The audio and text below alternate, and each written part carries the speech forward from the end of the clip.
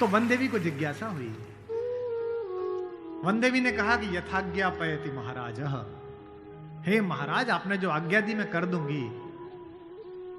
एक छोटी सी मेरी जिज्ञासा है, क्या अयोध्या का राजा, अयोध्या की चतुरंगिणी सेनाओं का सेनापति, दशरथ का पुत्र, राम का छोटा भाई भरत इतना नाजुक है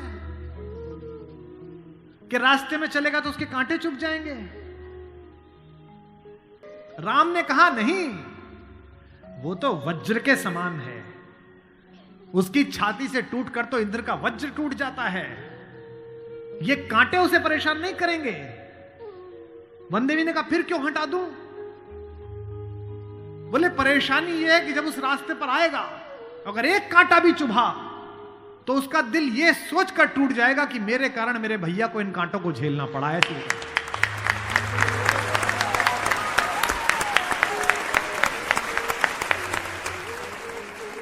बिना चप्पलों के भरत चले, और जब चले तो भाई मृदु भूमि सकुच मन मन ही, भूमि भी संकोच से भर गई। कोमल चरण चलत बिनु पनहि, कोमल चरण चलत बिनु पनहि, भई मृदु भूमि सुकुचि मन मनहि। इसका मतलब ये है कि भगवान स्वयं कष्ट सह सकते हैं, पर जो उन्हें प्रेम करता है वो कष्ट सहे ये उन्हें स्वीकार नहीं।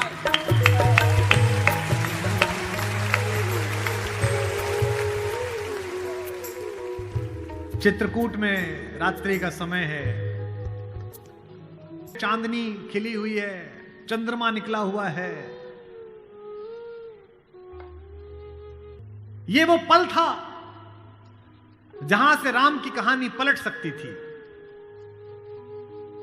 अगर दशरथ के अंधेरे कक्ष का एक निर्णय राम को इस जंगल तक लाया है मित्रों, तो आज इस पूर्णमासी के चांद के नीचे का राम का एक निर्णय राम को वापस अयोध्या ले जा सकता है या लंका ले जा सकता है। ये वो रात थी। मुझसे कोई पूछता है कि राम कथा की सबसे महत्वपूर्ण रात्रि कौन सी है, जिस दिन लक्ष्मण को मूर्छा आई वो भी महत्वपूर्ण नहीं थी, क्योंकि पता था कि बच जाएंगे। जिस दिन सीता का अपहरण हुआ वो रात्रि भी महत्वपूर्ण नहीं थी। यही रात महत्वपूर्ण थी, यही रात अंतिम, यही रात भारी, जिसमें भरत, शत्रुघ्न, तीनों माताएं, गुरु वशिष्ठ, ससुर साहब, सास, सब आए हैं कि बस राम लौट चलो।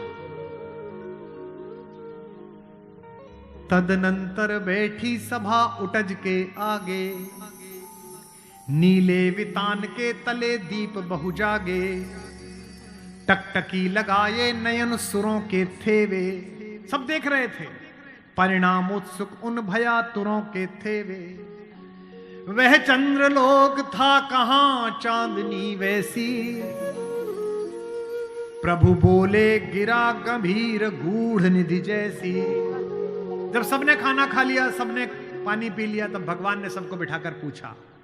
क्या सवाल पहला? भरत जैसे आदमी से, हे भरत भद्र, अब कहो अभीप्सित अपना। इतनी दूर चल के आए हो, बताओ क्या चाहिए?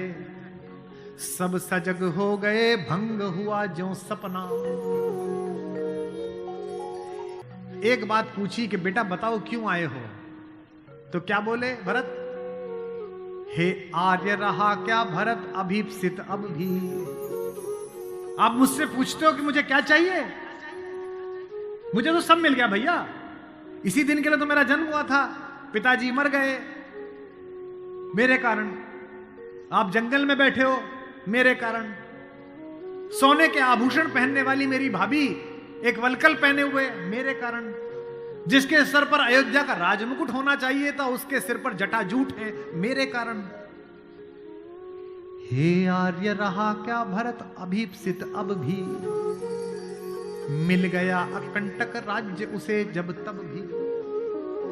पाया तुमने तरुतले अरण्य बसेरा, रह गया अभीप्सित शेष तदपि क्या मेरा।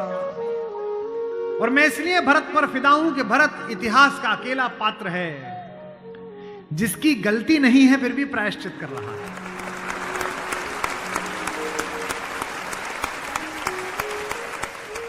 भरत अकेले हैं जिनकी कोई गलती नहीं है, उनकी मां की गलती है और वो प्रायश्चित कर रहे हैं। यहीं से राम का लोकतंत्र प्रारंभ होता है। कैसे? पूरी अयोध्या सोचती है कि कैकेयी अपराधीन है।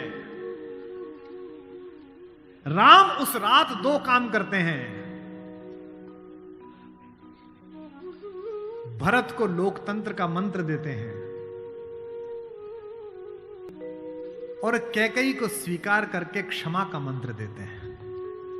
उन्हें पता था कि अगर भरत लौट भी जाएगा तो जीवन भर मां से बात नहीं करेगा, पूरी अयोध्या इनके नाम पर नाराज रहेगी। इसलिए जब तीनों माएं पहुंची हैं, प्रथम राम भेंटी कैकेयी।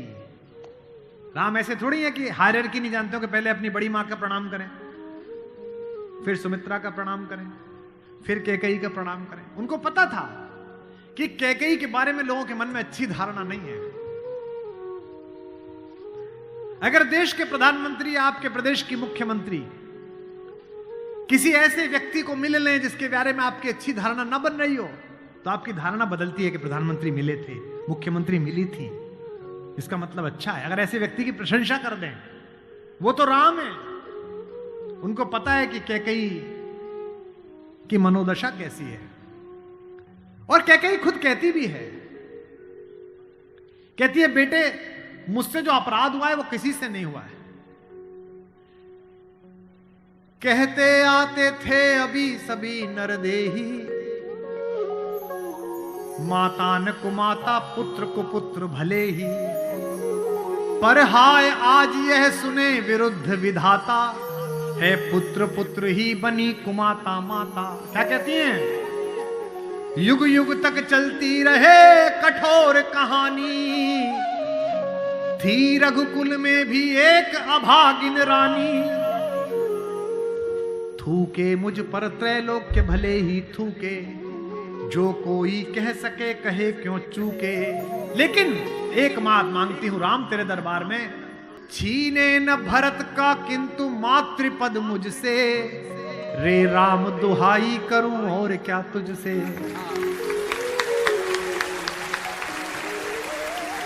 सोचिए कैसा क्षण है, अपने ही बेटे को मांग रही है राम से।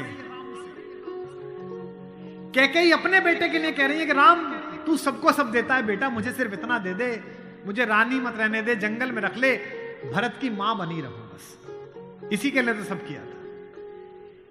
राम ने क्या कहा? हे अम्ब, ओ मेरी मां, हे अम्ब तुम्हारा राम जानता है सब, इस कारण वह कुछ खेद मानता है कब। फिर राम को याद दिलाया कैकेयी ने कि बेटा तुझे याद है, तू आधी रात उठ के भाग जाता था मेरा सपना देख के। कौशल्या से कहता कि मां मैंने छोटी मां का सपना देखा है, मुझे छोटी मां के पास छोड़ के आओ। और तुझे गोदी में लेके कौशल्या मेरा दरवाजा खटखटाती थी, अरे ओ कोयल, ये तेरा कोयल का बच्चा जाग गया और रो रहा है तेरे लिए। होने पर बहुधा अर्धरात्रि अंधेरी, होने पर बहुधा अर्धरात्रि अंधेरी, जी जी आकर करती पुकार थी मेरी, लो कुहुकुनी, ओ कोयल, लो कुहुकुनी तेरा कुहुक राम यह जागा,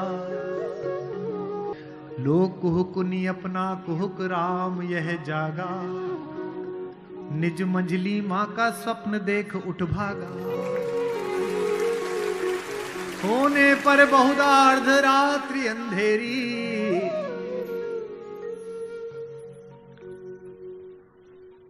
राम ने क्या कहा? मैं वही राम तू वही कैकेयी मेरी, कि 100 बार धन्य वह एक लाल की माई। कौन? 100 बार धन्य वह एक लाल की माई, जिस जननी ने है जना भरत सा भाई।